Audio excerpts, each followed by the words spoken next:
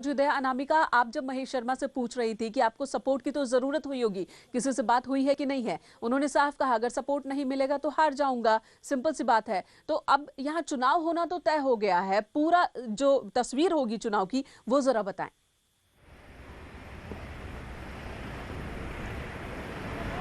देखिए मेनका, आज बीजेपी की ओर से 10 प्रत्याशी ने नामांकन कर दिया है। समाजवादी पार्टी के पहले 2 प्रत्याशी नामांकन कर चुके हैं। 12 प्रत्याशी तो पॉलिटिकल पार्टीज की तरफ से हो गए, लेकिन एक प्रत्याशी ऐसे भी आए, उन्होंने जब बीजेपी के नामांकन के खत्म होने के बाद तुरंत वो पहुंचे पटल पे और उन्होंने नामांकन पत्र खरीद करके तुरंत पत्र दाखिल कर दिया।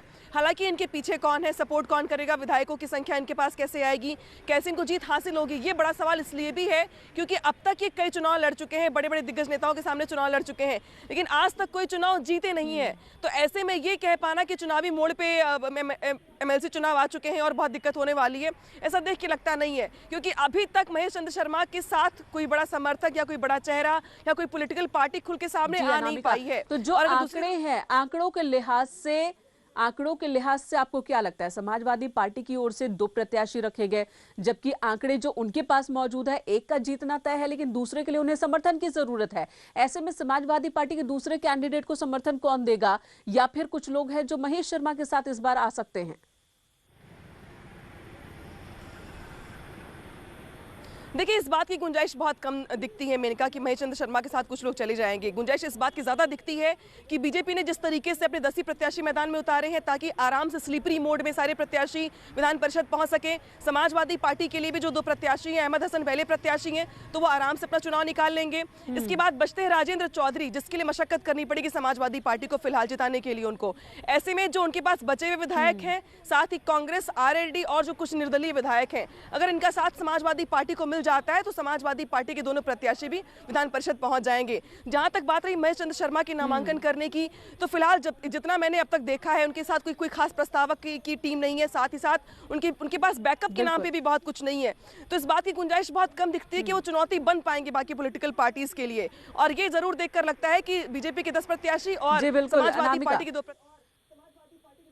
जी अनामिका, धन्यवाद इस वक्त पूरी जानकारी देने के लिए। तो समाजवादी पार्टी के 2 उम्मीदवार और साथ ही बीजेपी के 10, इनका परिषद में जाना तय माना जा रहा है। अगली खबर, पश्चिम बंगाल में विधानसभा चुनाव होने हैं और वहां पर भी देश के बाकी हिस्सों की तरह ही सीएम योगी आदित्यनाथ के डिमांड चुनाव प्रचार के लिए, और यहां सबसे ज्यादा रैली करने वाले हैं सीएम योगी आदित्यनाथ।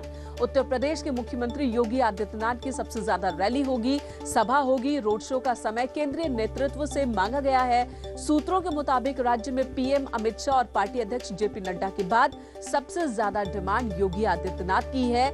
योगी आदित्यनाथ के उत्तर प्रदेश मॉडल को पश्चिम बंगाल में ज्यादा से ज्यादा भुनाने की कोशिश पार्टी करेगी। 2 दिन पहले पश्चिम बंगाल बीजेपी की ओर से गृह मंत्री अमित शाह और जेपी नड्डा के साथ एक बैठक हुई थी। इस बैठक में राज्य में प्रचार को लेकर एक खाका तैयार किया गया है।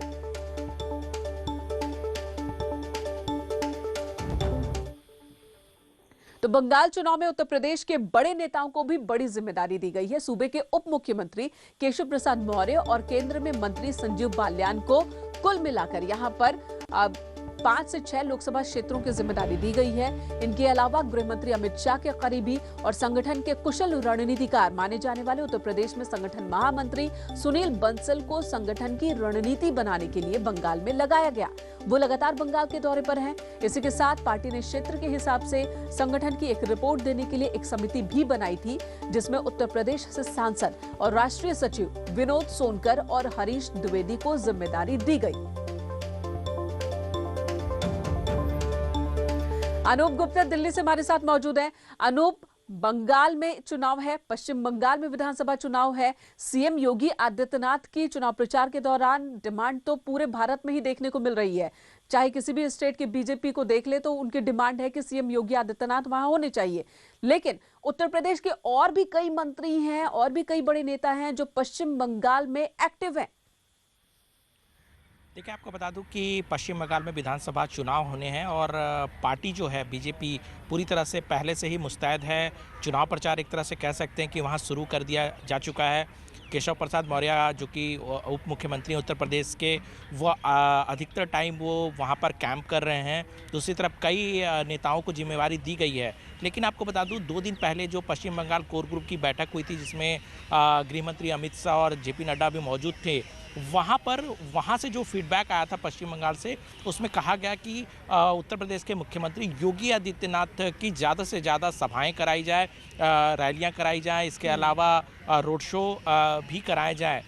तो कहीं ना कहीं ये बताता है कि किस तरीके से इनकी जो लोकप्रियता है पूरे देश में किस तरह से बढ़ रही है। मैं इनका आपको बता दूं कि इससे पहले भी जब हैदराबाद में म्यूनसिपल चुनाव थे तो वहाँ पर भी योगी आदित्यनाथ की भूमिका बहुत बड़ी थी, जिस तरह से उन्होंने रोड शो और रैलियाँ की थी। तो उसी की तर्ज पर इस बार भी पश्चिम बंगाल में ज़्यादा से ज़्यादा मांग की गई है और इस विषय पर जो केंद्रीय नेतृत्व है एक रूपरेखा तैयार कर रहा है और एक खाका तैयार किया जा रहा है कि आगे योगी आदित्यनाथ की कितनी रैलियां कराई जाए, कितनी सभाएं कराई जाए। बिल्कुल। लेकिन और अनूप, खासकर कोविड के दौरान हम देखें उत्तर प्रदेश में जिस तरह से कोविड को मद्देनजर कदम उठाए गए, सरकार की ओर से कदम उठाए गए, उसकी तारीफ WHO ने भी की, कई और जगहों से भी तारीफ सुनने को मिली है, देखने को मिली है। तो इस बात को भी भुना सकती है सरकार, बीजेपी खासकर पश्चिम बंगाल में, कि एक तरफ पश्चिम बंगाल की सरकार थी, उसका उदाहरण था कि शुरू में लापरवाही बरती गई, दूसरी तरफ उत्तर प्रदेश की सरकार जिसने शुरू से ही सोच समझकर कदम उठाए। नहीं, बिल्कुल। देखिए, जो सूत्र बता रहे हैं कि जो 2 दिन पहले बैठक हुई थी उसमें साफ तौर से ये कहा गया कि जिस तरीके से उत्तर प्रदेश में योगी आदित्यनाथ अपनी सरकार चला रहे हैं उनके मॉडल को जरूर पेश किया जाएगा पश्चिम बंगाल में जोर शोर से, और वहाँ दिखाया जाएगा कि किस तरीके से इस राज्य को विकास के ढर्रे पे लाया है योगी आदित्यनाथ ने। क्योंकि देखिए, वहाँ पे लगातार पहले CPM की सरकार थी, उसके बाद तृणमूल कांग्रेस की सरकार थी, और जिस तरह से वहाँ पे विकास की स्थिति है, सभी जानते हैं कि वहाँ की विकास की स्थिति क्या है।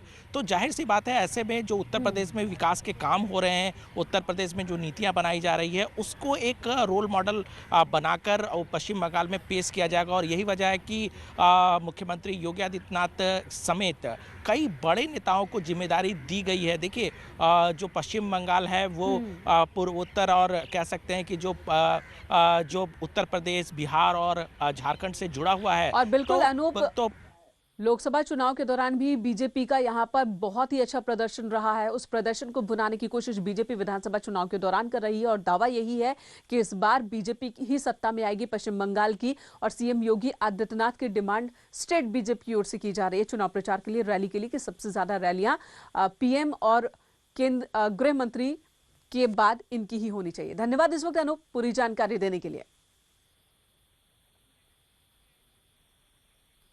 और आज किसानों की